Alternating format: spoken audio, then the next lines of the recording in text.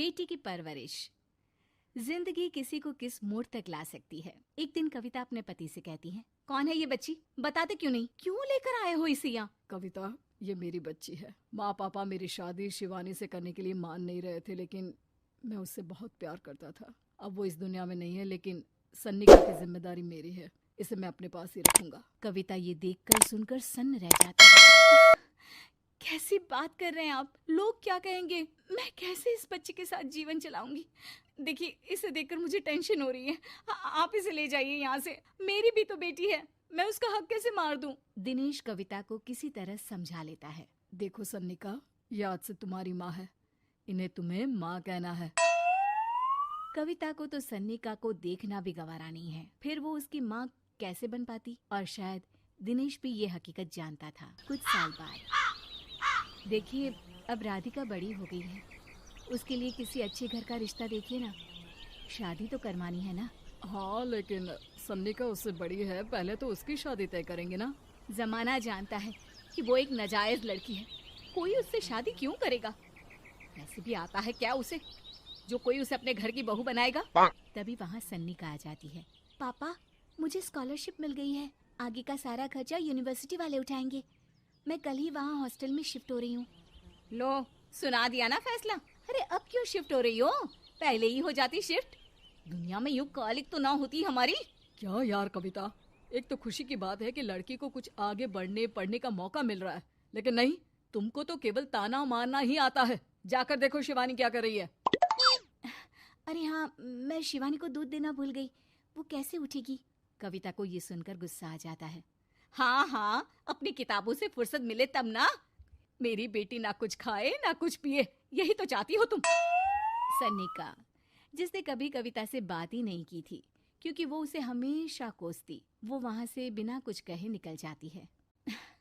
खाना तो पूरा बन गया, अब जाकर आराम से पैकिंग करती हूँ, कल वक्त से निकल जाऊंगी। देखिए जी, वैसे तो ये लड़की मुझे एक आंख पसंद नहीं, अपने कमरे में पैकिंग कर रही है। अरे मुझसे तो कभी बात भी नहीं करती। आप साफ साफ बोल दीजिए उसे कि घर से जाएगी तो सारा काम कौन करेगा? उसकी माँ। माँ का नाम सुनकर सन्निका भी वहाँ आ जाती है। नहीं, वो कैसे करेंगी, वो तो मर गई है ना। उस मनहूस औरत को मेरे घर में याद करने की कोई जरूरत नहीं है, समझी? वैसे भी ना होते हुए भी तेरी शक्ल में लगता है कि वो हमारे बीच में ही है हमेशा से। तो ठीक है ना, जब जा रही हूँ तो क्यों प्रॉब्लम हो रही है आपको? सन्निका घर से निकल रही थी। कविता ना चाहते हुए भी सन्निका को रोक लेना चाहती थी, और वजह थी सिर्फ उसकी सोशल लाइफ का डिस्टर्ब हो जाना। किटी में कविता की सहेलियाँ कहती हैं, क्या बात है, तू परेशान सी लग रही है, सब ठीक तो है ना? क्या हुआ, उस सन्निका ने फिर कोई तमाशा किया क्या? अरे नहीं नहीं, चली गई, वो तो ऑक्सफोर्ड की कोई एनजीओ है, उसकी स्कॉलरशिप मिली है। मेरा भाई बता रहा था कि उसका तो फ्यूचर ब्राइट है।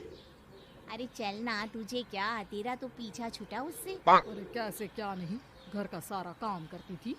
इसकी छोटी बेटी को भी तो उसी ने संभाला था, याद है? उसकी छोटी बेटी का जो केस हुआ था, वो भी अपने सर ले लिया था। हाँ, तो बदले में सारा खर्चा भी तो हम लोग ही उठा रहे थे ना। और पता है, वो मुझसे बात भी नहीं करती, जैसे पता नहीं मैं ही उसके माँ के मरने के लिए जिम्मेदार हूँ। अरे खुद को क्यों दोष दे रही है? तूने जो किया शायद कोई नहीं करता। कविता को समझ में नहीं आ रहा था कि उसके साथ ऊपर वाले ने ऐसा क्यों किया। वो शाम को घर आती है।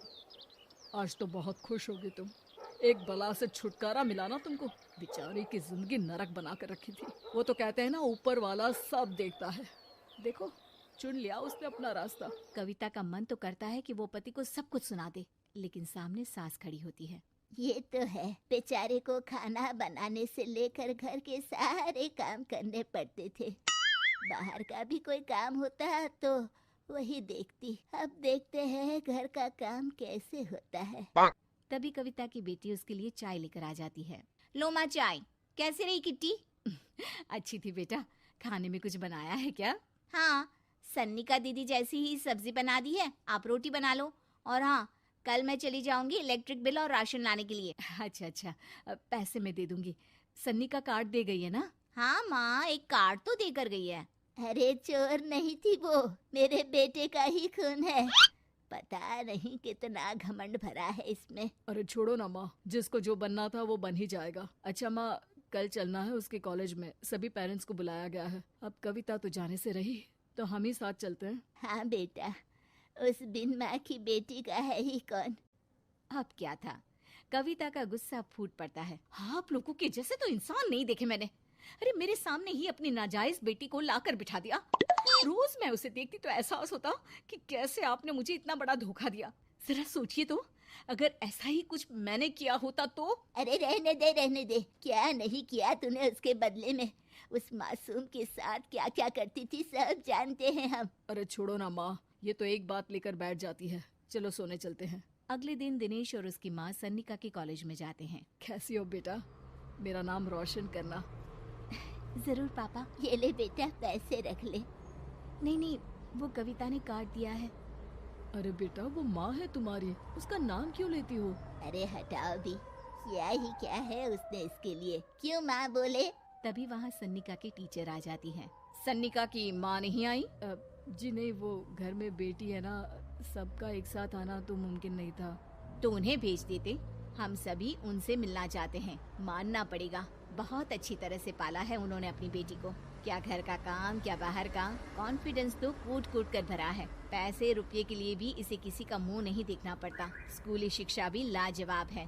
पिता और दादी को एहसास होता है कि जिस कविता के पालन पोषण पर उन्हें हमेशा से शक रहा, वो सन्निका के भविष्य के लिए किसी वरदान जैसा साबित हुआ।